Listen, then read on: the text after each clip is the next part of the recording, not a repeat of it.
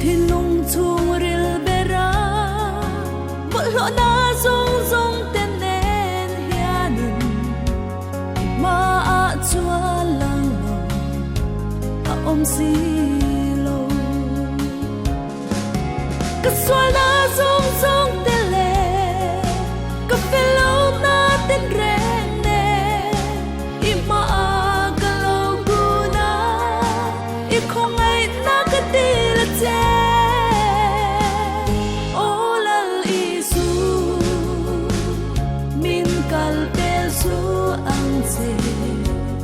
ram it ken kenin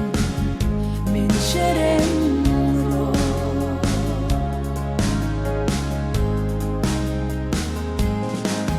khoya nge katlan bo vang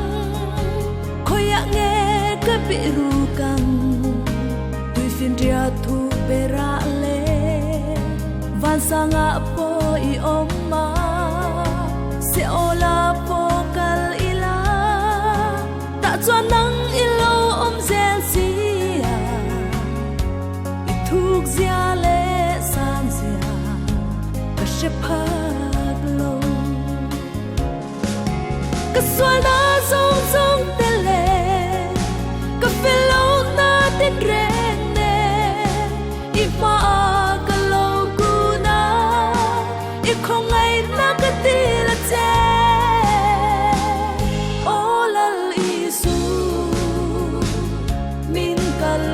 su an che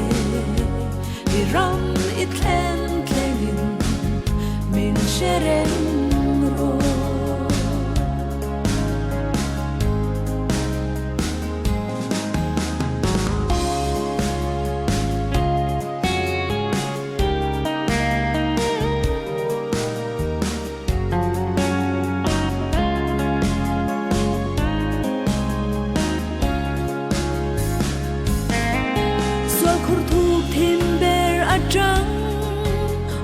pa ka ache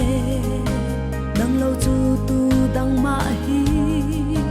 bel tu reng kan nei si lo som tu te nar ngai lo chua min hwal him in min shwai ze lang che chat tuan in I ne na zol ka du e ka swal na song song te le tin reng ne I ma a ka lo guna I không ai na ka ti la che